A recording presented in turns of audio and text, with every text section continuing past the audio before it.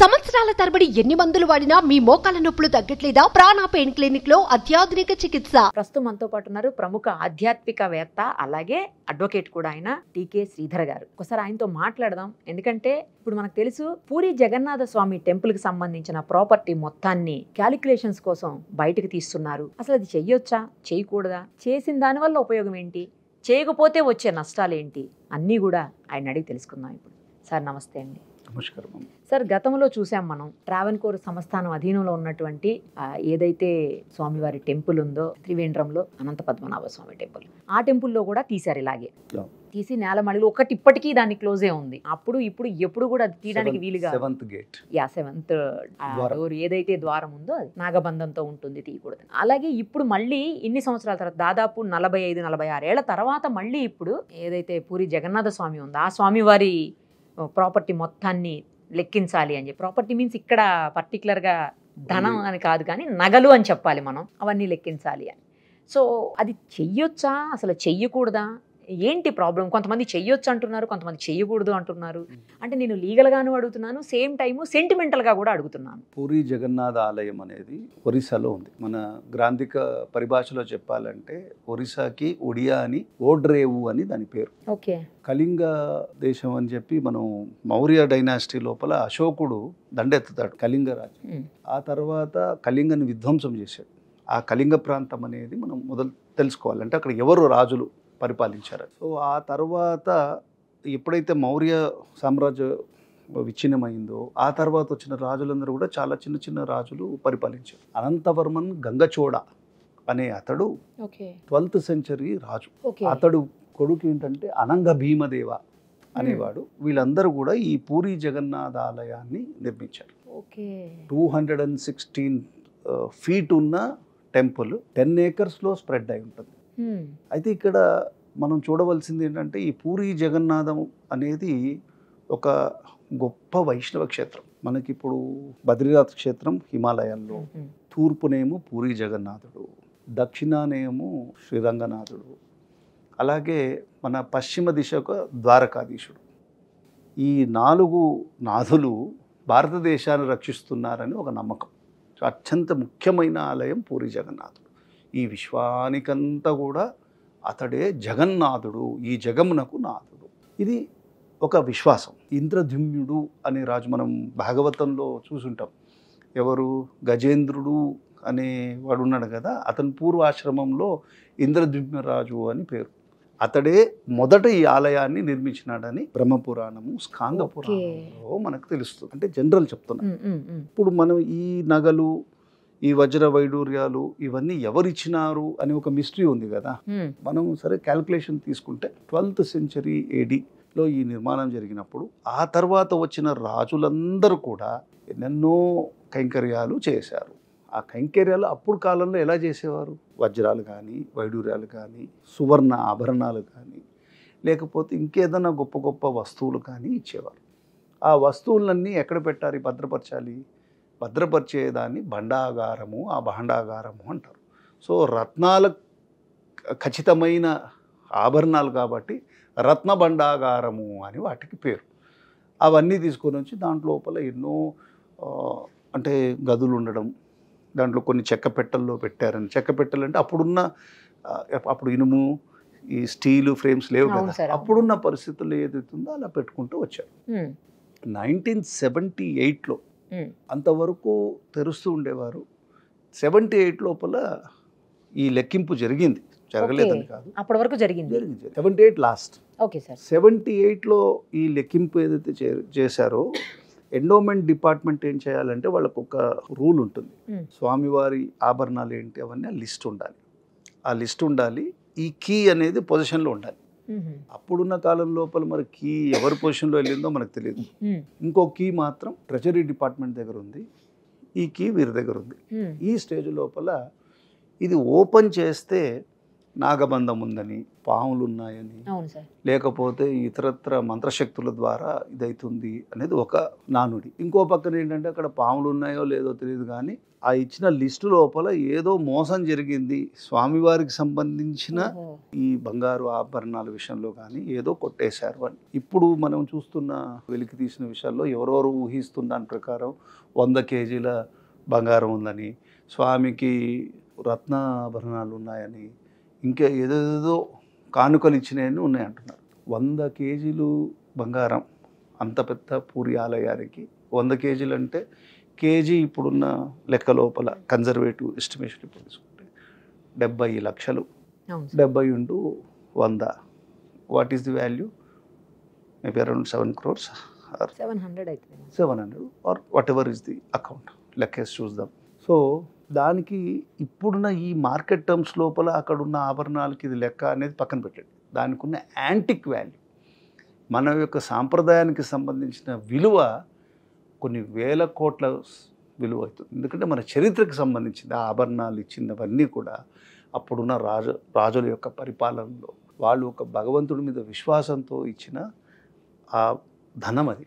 కాబట్టి దానికి ఆ దృష్టిలో వాల్యూ చేయాలి. ఇప్పుడు I think government of India వాళ్ళు ఏం చెప్పారంటే ఆర్కియాలజికల్ డిపార్ట్మెంట్ని, రిజర్వ్ బ్యాంక్ ఆఫ్ ఇండియాని కూడా ఈ వాల్యూని అసెస్ చేయండి అంటున్నారు. ఓకే, అసెస్ చేస్తారు. అసెస్ చేసినప్పుడు అసెస్మెంట్లో 2 విధాలమైన అసెస్మెంట్ ఉంటుంది.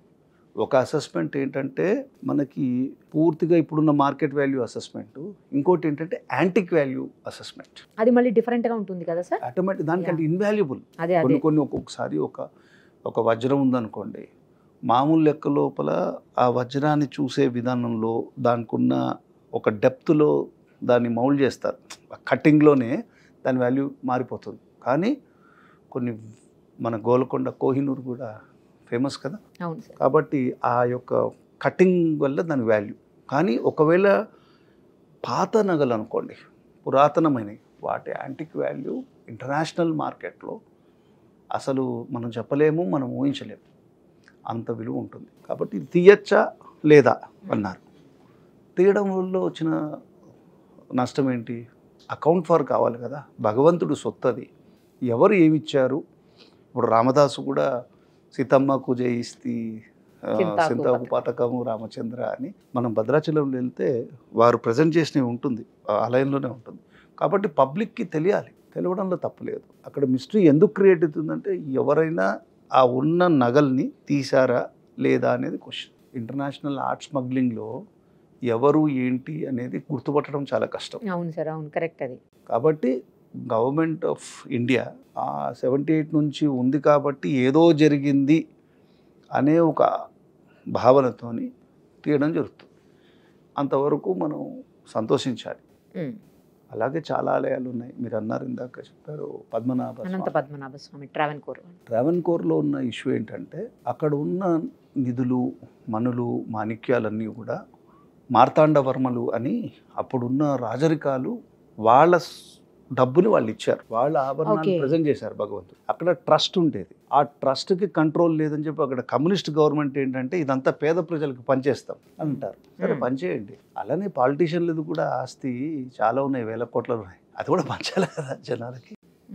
అంటే దేవుడు సొత్తుని ప్రజలకి సంబంధించిందని ఒక వాదం, పిడివాదం ప్రారంభం వల్ల మనకి సశాస్త్రీయంగా చాలా గొప్ప విషయం ఏదో జరుగుతుంది, సంక్షేమ పథకాల లోపల భగవంతుడు కూడా భాగస్వామ్యం కావాలనేంత విధంగా మనల్ని నమ్మిస్తారు.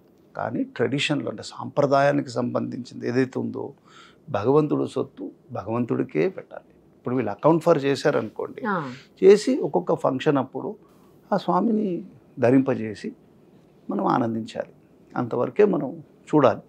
దాన్ని మనం టూ డీప్గా చూసామనుకోండి ఏదో మిస్టరీ ఉంది అంటే భగవంతుడు ఇప్పుడు పూరి జగన్నాథుడు నాగబంధం వేశారు, ఆ నాగబంధంలో ఎవరో ఎస్పీ కూడా లోపల వెళ్ళినప్పుడు అతను సఫకేషన్ ఫీల్ అయ్యాడు. అవును సార్. ఒక 70 ఏళ్ల నుంచో 40 ఏళ్ల నుంచి ఒక గది తలుపు తీయకుండా ఉండి లోపలికి వెళ్తే ఎలా ఉంటుంది పరిస్థితి ఎలా ఉంటుంది. తర్వాత పాములు అంటారా, సర్పాలు, దేవసర్పాలు వచ్చినాయంటే దేవసర్పాలు ఉండవచ్చు.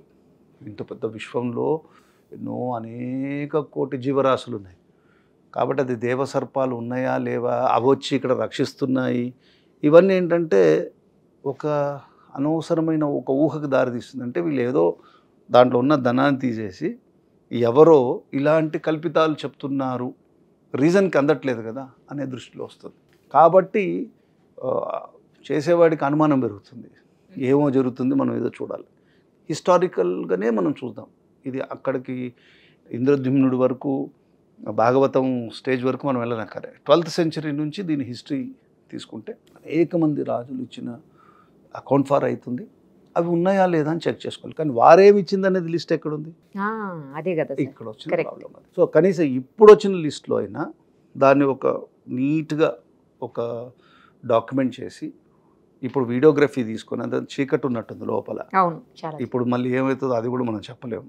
సో ఒక చిన్న ఆభరణం వెళ్ళిన వర్త్ అబౌట్ కొన్ని క్రోర్స్. Correct sir, correct. ఇది మన పబ్లిక్ ఇంట్రెస్ట్లో ఏంటంటే భగవంతుడి సొత్తు భగవంతుడికే వెళ్ళాలి అనేంత భావనలోనే మనం చూద్దాం. ఎందుకంటే పూరి జగన్నాథుడి మీద ఇప్పుడు రథయాత్ర ఇవన్నీ చూస్తుంటాం, కొన్ని వేల లక్షల మంది ఫాలోవర్స్ ఉన్నారు. సాక్షాత్ భగవంతుడి యొక్క ఆత్మస్వరూపం అక్కడ నిక్షిప్తమైంది అనేది ఒక భావజాలంలో కూడా అనే ఒక నమ్మకం ఉంది, గట్టి నమ్మకం. తర్వాత జయదేవుడి యొక్క అష్టపదులు, జయదేవుడు చాలా పద్మావతి రమణుడు అష్టపదుల లోపల రాశారు. ఎన్నో గొప్ప గొప్ప గీతాలు కృష్ణుడి మీద రాశారు. కాబట్టి ఈ జగన్నాథుడు అంటే ఆయన రథంలో వచ్చాడు అంటే అర్థం ఏంటంటే తిరుమలలో కూడా ఎలాగా ఉత్సవాలకి పరమాత్మ బయటకు వస్తాడో, భగవంతుడు తాను ఉన్న స్థానం నుంచి ప్రజల వద్దకు పాలనలాగా బయటకు వస్తున్నాడు. అంటే ఇంతకుముందు ఆలయ ప్రవేశం లేని వారికి కూడా తనకు తానే బయటికి వచ్చి ఒక భాగ్యం కలిగిస్తున్నాడు. ఆ దృష్టిలో ఆ సమయంలో భగవంతు దృష్టి వారి మీద పడినా, వారి దృష్టి భగవంతుడి మీద పడినా వారికి ఎంతో శుభం జరుగుతుందని చెప్పి ఈ ఉత్సవాలు జరుగుతాయి. పూరి జగన్నాథుడు కానీ ఏ రథయాత్ర అయినా దాని మీనింగ్ అది. అంత గొప్ప ఆలయంలో హిందూయిజానికి సంబంధించిన విషయంలో ఏమైంది, ఒక విధంగా యాంగిల్ ఎలా క్రియేట్ చేస్తారంటే నాగబంధాలు నమ్ముతారు వీళ్ళు, ట్రెజర్స్ గురించి వెళ్తున్నారు, భగవంతుడి విషయం నుంచి మేము వీళ్ళకి భక్తి లేదు అని భావన ఉంది. ఏదున్నా అక్కడ what ever is the mystery, అక్కడ ఉన్న నగలేంటి, క్వశ్చన్ ఏంటంటే నగలు ఎన్ని ఉన్నాయి, వజ్రాలు ఎన్ని ఉన్నాయి, కెంపులు ఎన్ని ఉన్నాయి, వైడూర్యాలు ఎన్ని ఉన్నాయి, ముత్యాలు ఎన్ని ఉన్నాయి, ఏ సమయం లోపల చరిత్రలో ఏ రాజులు, మన డాక్యుమెంటేషన్ ఎక్కడ, చరిత్రనంతా కూడా బ్రిటిషర్స్ విధ్వంసం చేశారు. కాబట్టి ఆ చరిత్ర ప్రకారం లోపల ఇచ్చిన దానికి ఇచ్చినవాడు ఆ కాలంలో ఏ విధ తాళప్రత గ్రంథాల్లోనో ఏదో చెప్పుంటాడు, ఈ రాజు నేను ఈ భగవంతుడికి ఈరోజు ఇస్తున్నాను. ఆ డాక్యుమెంట్ అక్కడ ఉంటే వీళ్ళు క్లారిఫై చేసుకోవచ్చు. అది అక్కడ ఉన్న ఇష్యూ. సరే, ఇంకొక చిన్న డౌట్ ఏంటంటే నాకు, ఇప్పుడు లోపల ఆలయం లోపలికి ఇప్పుడు తీయడానికి వెళ్ళేటప్పుడు డాక్టర్స్ని తీసుకుని వెళ్ళారంట, తర్వాత ఏమో పాములు లాంటివి ఏమన్నా కాటు వేయకుండా వేస్తే ఎలాంటి జాగ్రత్తలు తీసుకోవాలి, దానికి సంబంధించి ఇంజెక్షన్స్, వ్యాక్సిన్స్, దానికి సంబంధించిన మెడిసిన్ అవన్నీ కూడా తీసుకొని డాక్టర్ని కూడా తీసుకొని లోపలికి వెళ్ళారు అని చెప్తున్నారు. మనం గతంలో కూడా చూసాం అనంత పద్మనాభ స్వామి టెంపుల్ విషయంలో కూడా ఒక డోర్ని అసలు ఇప్పటికీ ఓపెన్ చేయలేదు. ఒక గదికి సంబంధించిన డోర్ ఓపెనే కాలేదు ఇప్పటివరకు కూడా. నేలమాళిగల్లో ఉన్నటువంటి ఒక గది ఓపెనే కాలేదు, ఎందుకంటే నాగబంధం అడ్డు ఉంది, చేయలేరు అని చెప్పి. ఇక్కడ కూడా అదే రకమైనటువంటి భయాందోళనలు అయితే నెలకొని ఉన్నాయి. సో అసలు నిజంగా నాగబంధం అనేది ఉంటుందా, అది వేసిన తర్వాత తీయడం సాధ్యం కాదా? సశాస్త్రీయంగా చూసినప్పుడు మనం దాన్ని సామాన్య జనాలకి మనము మెప్పించలేము. కానీ మీరు నేను మనం మాట్లాడుతున్నాం, అనేకమైన సూక్ష్మజీవులు ఉన్నాయా అని అడిగాను అనుకోని, ఉన్నాయి అంటారు. 100%. అలాగే ఒక ఇష్యూ ఏదైనా చేయాలనుకున్నప్పుడు భగవత్ విషయం లోపల మంత్రశక్తి అనేది ఉంటుంది. ఎవరినైనా ఎలా అయినా బంధించే శక్తి వేదపరంగా ఉంది, మంత్రశాస్త్రంలో ఉంది. అయితే అది పామునే కంట్రోల్ చేస్తుందా అంటే పాముని కంట్రోల్ చేయొచ్చు, అశ్వాలని కంట్రోల్ చేయొచ్చు, సర్వ విశ్వంలో ఉన్న ప్రతి జీవరాశిని కంట్రోల్ చేయడానికి ఆస్కారం ఉంది. అయితే ఆ శాస్త్రము మరుగున పడిపోయింది. అది వేసినవాడు అప్పుడున్న కాలంలో మీరు చూడండి 12th century అనుకోండి, అప్పుడు ఇంకా మన దేశం కొంచెం వైదిక శక్తి ఉంది, మంత్రశక్తి బాగా ఉంది. ఎందుకు అలాంటి శక్తిని ఉపయోగించి ఆ రత్న భండాగారాన్ని కాపాడడానికి అప్పుడు ప్రయత్నం చేసి, ఇప్పుడైతే లేదు కదా. 78లో తీసినప్పుడు నాగబంధం అప్పుడెవరో వేసి ఉండాలి, అంతకు ముందు ఉన్న దాన్ని అయితే దాన్ని నాగబంధం అప్పుడు లేనట్టే కదా. ఇప్పుడు వేసిన వాళ్ళు ఎవరు? వేసి ఉంటే నాగబంధం ఉందా లేదా అనే ప్రశ్న మనం చెప్పలేం, ఎందుకంటే అది చాలా మార్మికమైన రహస్యము, తాత్వికపరమైన సమస్య, క్వశ్చన్. అది మనము సూటిగా ఉంది అని చెప్పలేము, లేదు అని చెప్పలేము. ఉంది అనుకుంటే ఇప్పుడు సపోజ్ మీరు చూడండి, చిన్నప్పుడు ఎవరికన్నా పాము కరిచింది అనుకోండి, ఇప్పటికీ ఊర్లలో పాము మంత్రం వేసినట్టు పిలుస్తారు. అవును అవును పిలుస్తారు కదా, పిలుస్తారు. అతడు ఏదో చెప్తాడు, చెప్పినప్పుడు ఆ మంత్రం చెప్తాడు, బాగైన సందర్భాలు ఉన్నాయి. కరెక్ట్. కాబట్టి మరి దీనికి ఆలయానికి ఒక వస్తువుకి ఒక బంధం వేసే శక్తి ఉందా లేదా అంటే అది మనం అంత సూటిగా మనం చెప్పలేము, కొట్టి కూడా పడేయలేము. అది ఇప్పుడు ఈ నాగబంధం అనేది పూరి జగన్నాథ్కి వర్తించదు. ఎందుకంటే అది అనంత పద్మనాభ స్వామి ఆలయంలో వాళ్ళు చెప్తున్న విషయం. అది కేరళలో ఏంటంటే మంత్రము, తంత్రము, యంత్రము అని 3 విధాలుగా ఉంటుంది శాస్త్రంలో. మంత్రశక్తి, మంత్రం ఎలా ఉపయోగించబడుతుంది అనేది తంత్రశక్తి, హౌ ది మంత్ర యాక్ట్స్. యంత్రశక్తి అంటే ఒక బంధించడం. సో ఈ 3 విధాల బంధించిన వాడికి అంత ఆధ్యాత్మిక జ్ఞానంతో ఏం చేశారో అది మిస్టరీ లాగానే ఉంటుంది. అది ఓపెన్ చెయ్యాలి అంటే సుప్రీంకోర్టు అనంత పద్మనాభ స్వామిలు ఏం చెప్పారంటే, అప్పుడున్న ప్రభుత్వము అక్కడ ఉన్నదాన్ని అంతా ప్రజలకు పంచాలి, ఇది స్వామి సొత్తు ప్రజలది అనే కాన్సెప్ట్ చెప్పారు. ఓకే, అది బాగుంది, వినడానికి భావజాలం. అలాగే ఒక చర్చు ఆస్తి లేకపోతే మస్జిద్ సంబంధించింది అలా రిస్క్ తీసుకుంటారా? ఎవరైనా అంత ఆలోచనలో వెళ్తారా? అంటే పరమాత్మ సొత్తు కాబట్టి, అది హిందువులకు సంబంధించిన సాంప్రదాయం కాబట్టి మనం ఏదైనా చేయొచ్చు. ఎందుకంటే హిందూ సమాజం చాలా వీక్గా ఉంది అనే భావజాలంలో ఉండొచ్చు. ఒక తత్వము, ఒక ఫిలాసఫీని అడ్డు పెట్టుకొని దేవుడి యొక్క సొత్తుని తీసుకొని ప్రజలకు ఇస్తున్నామనొచ్చు. అది మనం సూటిగా చెప్పలేమమ్మా. బంధం ఉందో లేదో it requires lots of research. అలాంటి వాళ్ళతోని మనం ఇప్పుడు కేరళలో చోటనిక్కర అనే ఒక ప్రాంతం ఉంది. అక్కడైతే వాళ్ళు చేసే శక్తికి they can also kill people, అంత శక్తి ఉంది అంటారు. మనం అది అనుభవిస్తే కదా, బాణామతి చెడుదులు ఇవన్నీ అంటారు కదా. So everything can be a science to some extent. ఏం చేస్తారంటే సైకలాజికల్గా మైండ్ని వీకెన్ చేస్తారు. వీకెన్ చేసినప్పుడు మైండ్ బాడీకి రిలేషన్షిప్ ఉంటుంది. మనము మానసికంగా దెబ్బతినిపోయాం అనుకోండి, ఇమ్మీడియట్గా మనమే జబ్బు పాలైపోతాం. కాబట్టి అది ఒక సైకలాజికల్ ఇది. కానీ ఇక్కడ బంధం ఉంది అని చెప్పారు. 2 విషయాలు. ఈ బంధం వల్ల ఎవడు ఓపెన్ చేయడు ఉంది అంటే, రెండోది అది ఓపెన్ చేయడానికి ఎప్పటికీ కాకుండా ఉండే పరిస్థితి ఉండొచ్చు. ఒకవేళ అది ఓపెన్ చేస్తే ఆ పర్యవసనం ఏంటో ఎవరికి తెలియదు. ఎవరో ఒకరు ఇప్పుడు ఎలా రిస్క్ తీసుకున్నారో అలా రిస్క్ తీసుకుంటే ఓపెన్ అవుతుంది. కానీ ఓపెన్ చేసి ఏం చేయాలి? కానీ అప్పుడు ఇంకొకటి కూడా అన్నారు సార్. ఏమన్నారంటే, నేను వెళ్ళాను అక్కడకు, నేను ఆ ఛానల్ అంటే వేరే ఛానల్లో ఉన్న శాటిలైట్ ఛానల్లో అక్కడ నుంచి అది ఆ టైంలో నేనే రిపోర్ట్ చేశాను. అందుకని నాకు బాగా తెలుసు అక్కడ జరిగింది ఏంటంటే. సో ఆ టైంలో అది ఓపెన్ చేయడానికి ట్రై చేసినటువంటి టైంలో ఎప్పటి నుంచో ఉన్న ఒక పెద్ద స్వామీజీ కూడా చనిపోయారండి. ఆ ఇన్సిడెంట్ జరిగినప్పుడే చనిపోయారు ఇమీడియట్ గానే. ఆయన ఎప్పటి నుంచో మంచిగా ఉన్న వ్యక్తి సడన్ గా ఇది ఓపెన్ చేయగానే కూడా జరిగిందని, అంటే దానికి దీనికి కూడా లింక్ చేశారు. ఆ టైంలో యాదృచ్ఛికంగా జరిగిందో నిజంగానే జరిగిందో తెలియదు. ఆ టైంలో లేదు, ఆయన మామూలుగానే చనిపోయారు. తర్వాత ఇంకోటి ఏంటంటే, ఏదైతే క్లోజ్ చేసిన రూమ్ ఉందో అది గనక ఓపెన్ చేస్తే వాటర్ వచ్చేసి మొత్తం అంతా కూడా చుట్టుపక్కల ఏమి ఉండదు, మొత్తం స్మాష్ అయిపోతుంది. ఆ వాటర్ బయటకు వచ్చిందంటే కనుక క్లోజ్ అయిపోతుంది. అందుకే తీనివ్వరు, దాని కిందంతా వాటర్ ఉంది. అది ఓపెన్ చేయటం జరిగితే మాత్రం వాటర్ వచ్చేస్తుంది అని కూడా ఆ టైంలో ఒక వెర్షన్ నడిచింది. అది 2 కూడా చెప్తున్నారు ఆ టైంలో. ఇప్పుడు ఏంటంటే ఇది ఆలయ నిర్మాణ కళ, వాస్తు ప్రకారము ఆగమం అంటారు. ఆగమం ఉంటుంది.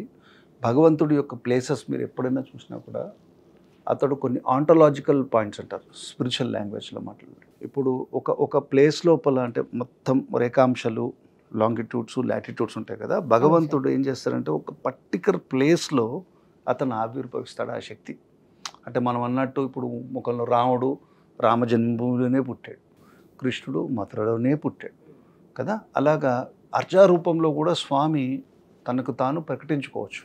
అది మన హైందవ ధర్మశాస్త్రం విశ్వసిస్తుంది. భగవంతుడు ఆ రూపంలో ఏ రూపం అన్నీ తానే అయినప్పుడు అతడు మనుష్య రూపంలో రాగలిగినప్పుడు ఎందుకు రాయిలాగా రాలేడు, ఎందుకు వృక్షంలాగా రాలేడు? భగవంతుడికి ఇంకో నామం వనస్పతి అనే నామం ఉంది. వృక్షంలో కూడా ఉండొచ్చు. అంటే సకల చరాచర సృష్టి అంతా కూడా అతని వాహనమైనప్పుడు అతడే సర్వంతర్యామి అయినప్పుడు అతడు ఎలా అయినా ప్రకటించుకోవచ్చు. కాబట్టి ఏన్షియంట్ రిషీస్ పరంపరలో కొన్ని ఖగోళ భూగోళ రహస్యాల ప్రకారం భగవంతుడు ఎక్కడైతే వస్తారో కొన్ని ఇప్పుడు మనం ఒక మొత్తం శరీరం లోపల మొత్తం దండ ఉంది, ఒక ముడి ఉంటుంది. ఆ ముడి ఓపెన్ అయిందనుకోండి మొత్తం దండంతా పోతుంది కదా. అదేవిధంగా ఇంత పెద్ద భౌగోళిక రహస్యంలో కొన్ని ఆంటలాజికల్ పాయింట్స్ దగ్గర ఏం చేస్తారంటే భగవత్ శక్తిని నిబిడీకృతం చేసి అక్కడ నిర్మాణాలు చేస్తారు.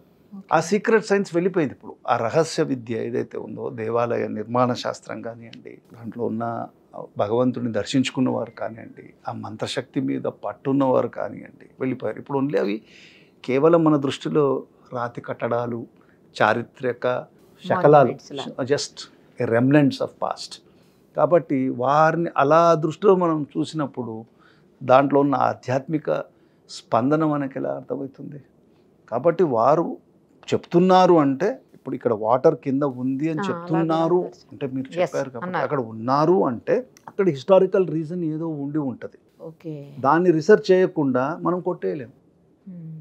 ఒకవేళ రీసెర్చ్ చేసేది కరెక్ట్గా ఏదైనా స్ట్రీమో లేకపోతే ఇప్పుడు తిరుమలలో కూడా స్వామివారి విగ్రహం వెనక ఒక పెద్ద స్వరంగం ఉంది అంటారు. అవును సార్ అంటున్నారు కదా. ఇప్పుడు అలాగే మనం మంగళగిరి నారసింహస్వామి దగ్గర వెళ్తే వారికి మనం పానకాల స్వామి ఎంత కావాలో అంతే తీసుకుంటున్నాడు. అవును, మిగతా బయటకు వచ్చేసి మన ఇప్పుడున్న ప్రజల్లాగా ఇప్పుడున్న వ్యవస్థలాగా ఏది ఇచ్చినా తీసుకోవట్లే, లిమిటెడ్. ఆయన 50% మనకి తీసుకుంటున్నాడు. ఆయన రూల్ అది. హాఫ్ బ్యాక్ వచ్చేస్తాం, హాఫ్ మనకి బ్యాక్ ఇస్తున్నాడు. దానికి కూడా ఒక సైంటిఫిక్ రీజన్ చెప్తుంటారు సార్. అక్కడ ఎందుకు పానకాలు అంటే నేను వినదు, నాకైతే తెలియదు. పానకాల స్వామిని ఎందుకు పానకంతో అట్లా చేస్తారు అంటే అక్కడంతా కూడా అగ్నిపర్వతం ఉంది. అగ్నిపర్వతాన్ని చల్లబరచడం కోసమే పానకాల స్వామికి పానకం పోస్తూ ఉంటారు. అది గనక బద్దలైందంటే చుట్టుపక్కల మొత్తం స్మాష్, అది ఏమీ మిగలదు ఇంకా అని చెప్పేసి అది కూడా విన్నాను నేను. కరెక్ట్. అంటే అక్కడ భగవంతుడు అక్కడ ప్రకటితమయ్యాడు అనేది పురాణ ఇతిహాస గ్రంథాలు చెప్తున్నాయి. కాబట్టి భగవంతుడు సర్వరక్షకుడు, మనల్ని రక్షించడానికి తాను వచ్చి అగ్నిపర్వతం మీద కూర్చొని ఉంటున్నాడు. మనం ఆ దృష్టిలో చూసామనుకోండి మనకి మన సంస్కృతి మీద గౌరవం పెరుగుతుంది. భగవంతుడు వచ్చాడు, సరే అతడు ప్రజాశ్రేయస్ గురించి వచ్చాడు, ఇప్పుడు ప్రజల వద్దకి పాలన అని చెప్పి సంక్షేమ పథకాలు ఇచ్చి మనం ఏదో ఒక రైతు బంధనో ఆ బంధనో ఇదనో చెప్పి వాళ్ళకి ఏదో మనం ఇచ్చే జీవన భృతికి ఇచ్చేదానికి అతడు తనను తాను భరిస్తూ మనం రక్షిస్తున్నాడన్న భావంలో చూస్తే అప్పుడు విశ్వాసం అవుతుంది. ఇంకో విధంగా చూస్తే మీరు చెప్పినట్టు అక్కడ అగ్నిపర్వతం ఉందంటే జాగ్రఫీ అవుతుంది. అది భౌగోళిక శాస్త్రంలో whether there is a volcano embedded down or not అనేది అది శాస్త్రం అవుతుంది. కాబట్టి అక్కడ కూడా నీటి ఇది ఉండొచ్చు. మహానందిలో కూడా మీరు చూస్తే వాటర్ స్ట్రీమ్ ఎక్కడి నుంచి వస్తుందో మనకు తెలియదు. మహానంది వెళ్ళారా? వెళ్ళలేదు సార్, కానీ విన్నాను.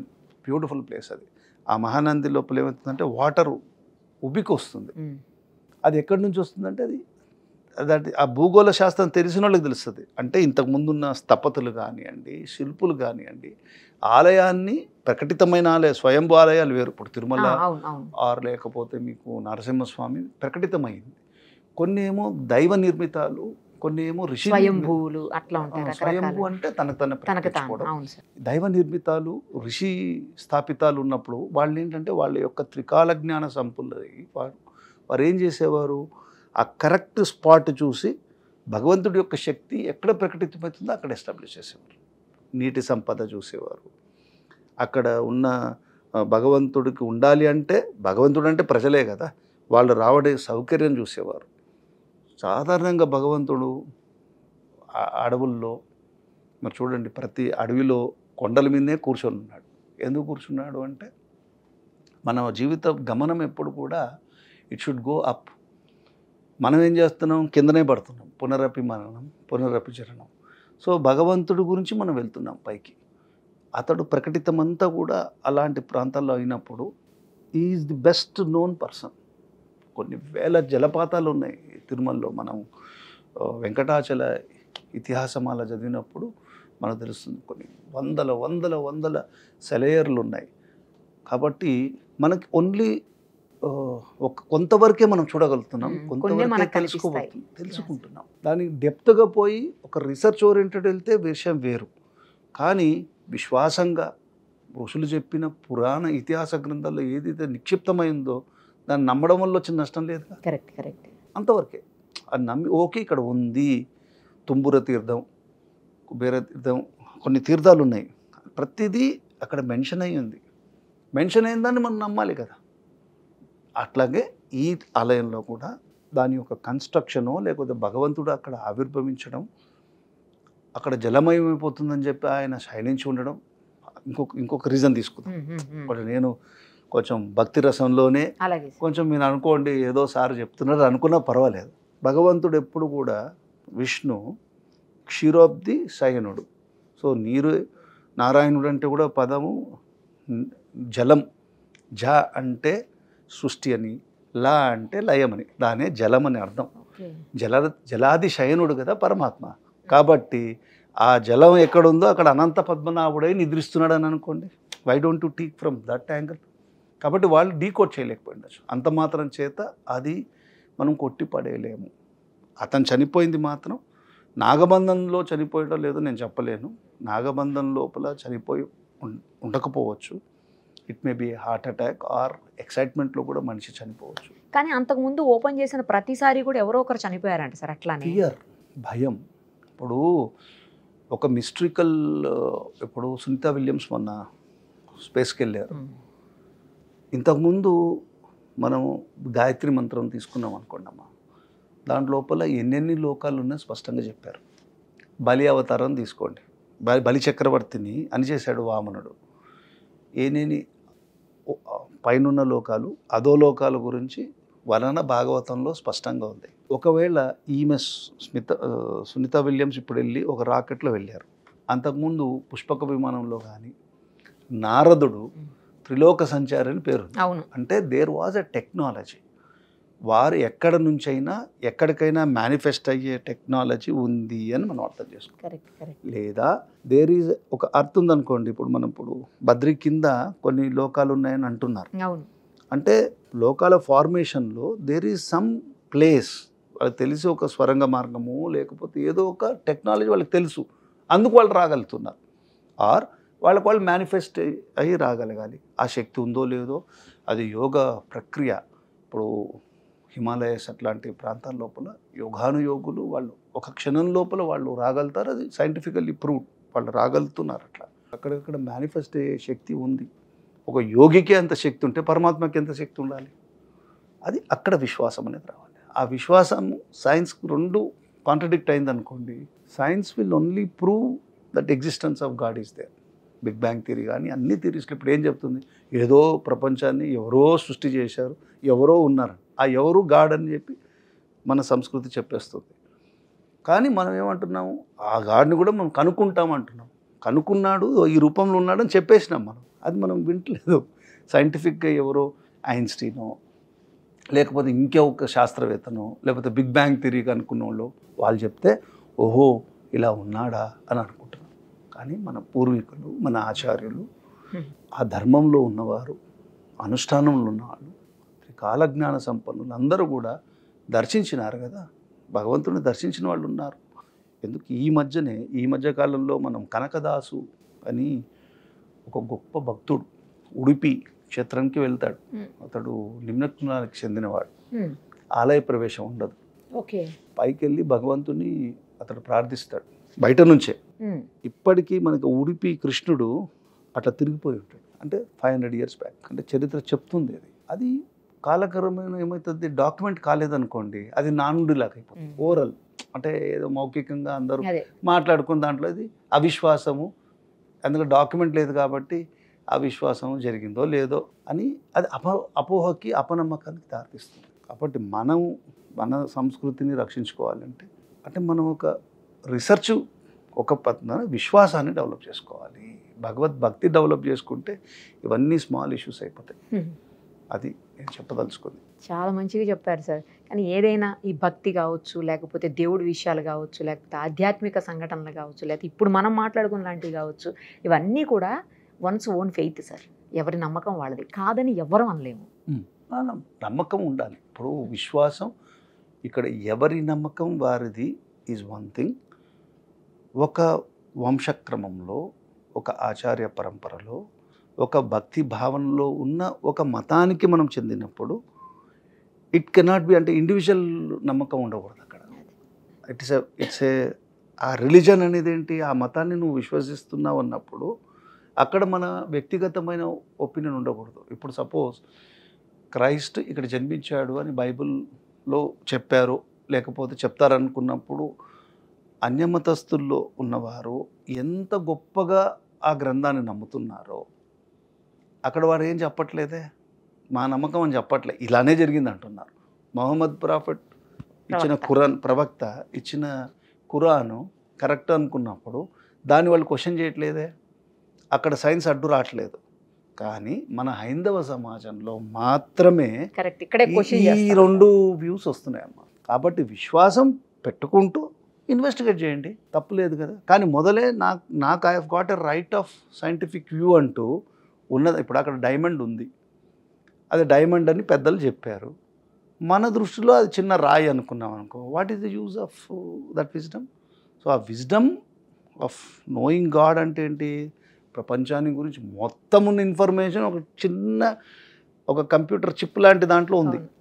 దాన్ని మనము భగవంతుడు ఉన్నాడో లేడో అవన్నీ ఎందుకు, మేము శాస్త్రీయంగానే చూస్తామని చెప్పి you are losing that legacy. అది తప్పు. నీ లెగసీని కంటిన్యూ చేస్తూ దాన్ని క్వశ్చన్ చేద్దని ఎవరు చెప్పలేదే. విశ్వాసంలో ఉన్నప్పుడు క్వశ్చన్ చేసేది ప్రశ్న ఉపనిషత్తు అని ఒక ఉపనిషత్తే ఉంది మనకి.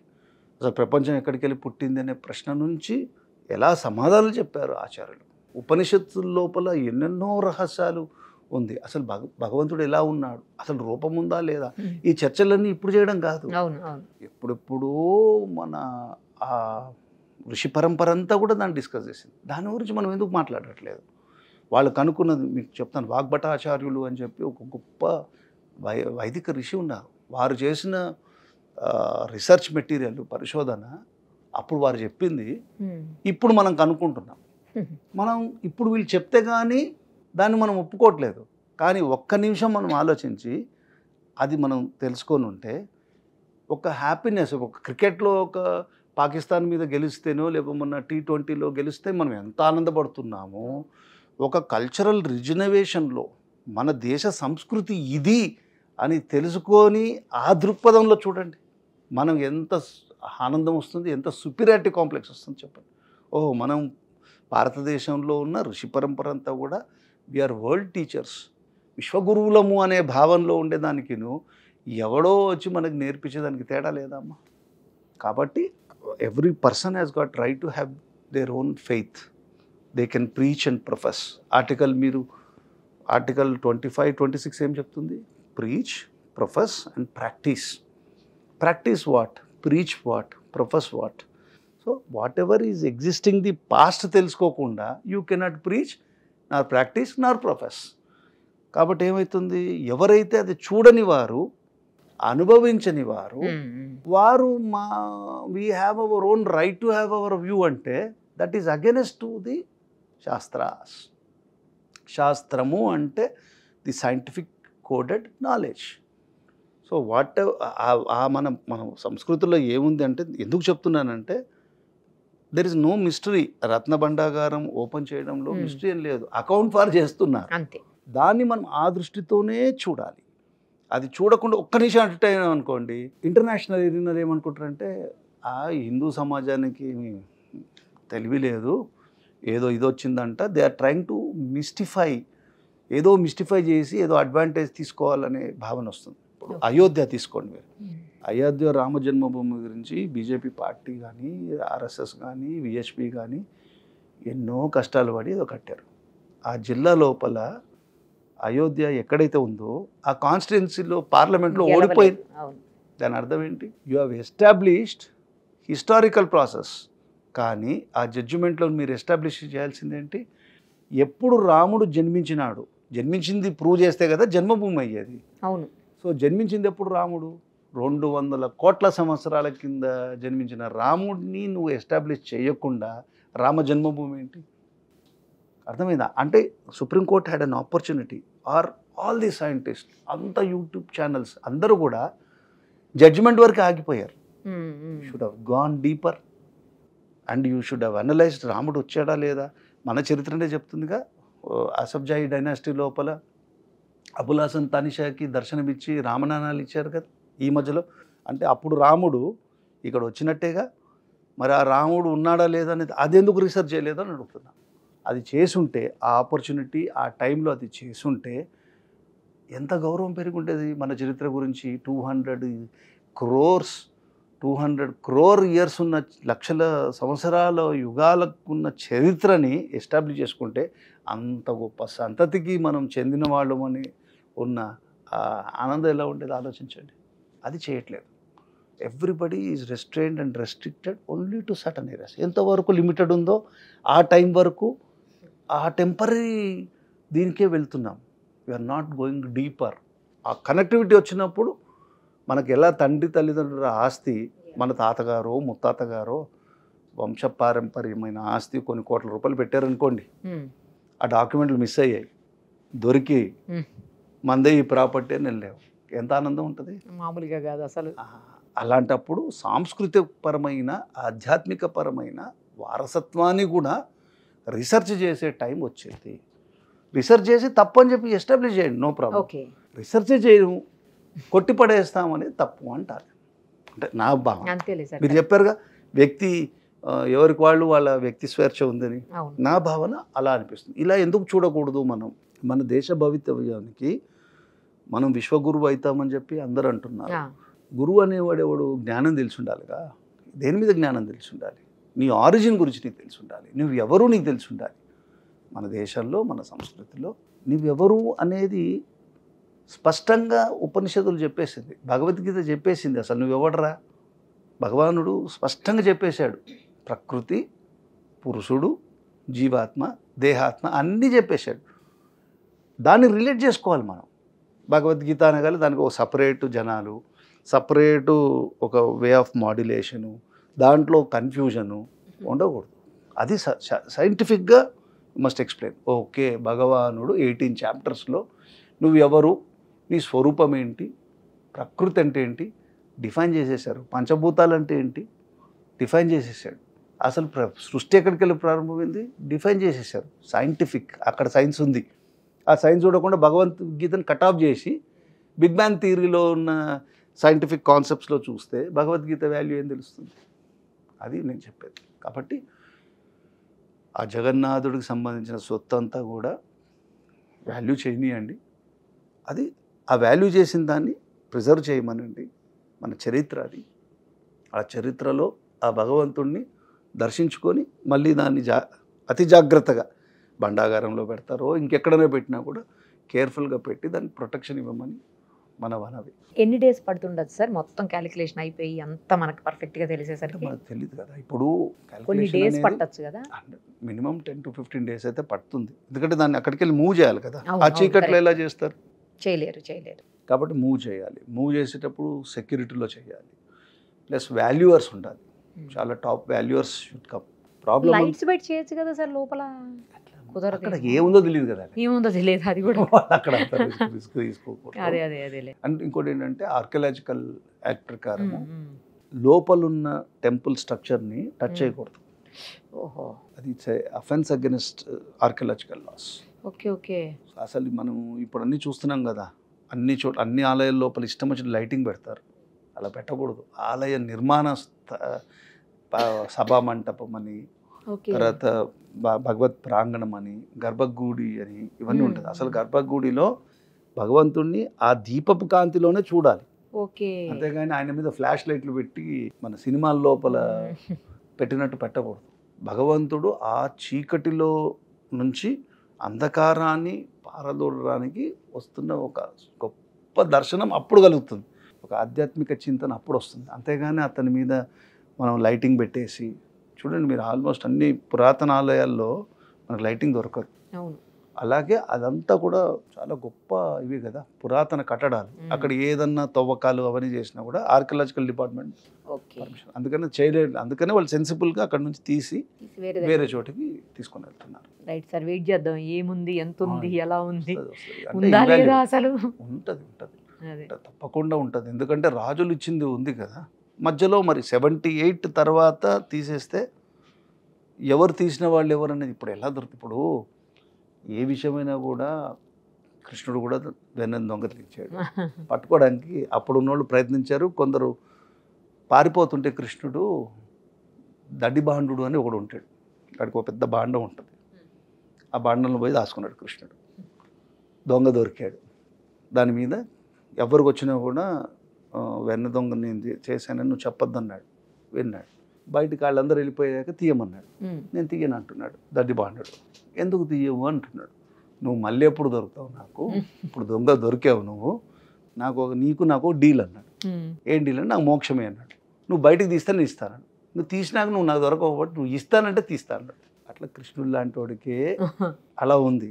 ఇప్పుడు ఏంటంటే మన దేశంలో కృష్ణుడు రూపంలో ఎవరు లేరు. డైరెక్ట్గా వాళ్ళకి కావాల్సింది వాళ్ళు తీసేసుకుంటున్నారు. ప్రజల యొక్క భూములు కానివ్వండి, ల్యాండ్స్ కానివ్వండి, ఏదైనా కూడా ఏదైనా చేసేయచ్చు. రాజకీయ నాయకులు అనేవాళ్ళు ఏదైనా చేయొచ్చు అనే వ్యవస్థ ఇవాళ మనం డెవలప్ చేసుకున్నాం. కానీ మనందరినీ కాపాడేది రాజ్యాంగం. ఆ రాజ్యాంగ పరిధి లోపల చేయాల్సిన పని కూడా వ్యక్తిగతంగా చేస్తున్నాం. మనకిను రాజరికాలకి ఏం తేడా ఉంది? ఇప్పుడు రాజరికాలు అలా చేశారన్నాము. రాజరికాల్లో ఉన్న వంశపారంపర్యమైన భావజాలంలోనే ఇప్పుడు రాజకీయాలు నడుస్తున్నాయి. చూడండి, దేశంలో అంత ప్రతివాడి పార్లమెంట్ తీసుకున్నా, మీరు శాసనసభ తీసుకున్నా ఎవరున్నారు? ఆ రాజకీయ నాయకుడు వారసులు, పిల్లలు, లేకపోతే మించిపోతే భార్య. పార్లమెంట్ అనేది ప్రజలకు సంబంధించింది కదా, ఇది రాజరికాలే. కాబట్టి ఈ పరిస్థితుల్లో మనం ఏమీ చేసే ఇది లేదు. అంటే ఎందుకు ఆ మాట చెప్తున్నానంటే, మన బీజేపీ యొక్క main plank in election was ఏదో మోసం జరిగింది అని చెప్పి వాళ్ళు ఒరిస్సాలో గెలవాల్సి వచ్చింది వాళ్ళు. లేకపోతే వాళ్ళకి ఈ పూరి జగన్నాథుడు తాళం పోయింది, దీంట్లో మోసం జరిగిందంటే ప్రజలు నమ్మారు సెంటిమెంటల్ ఇష్యూలో. 78లో అప్పుడు ఎవరున్నారు?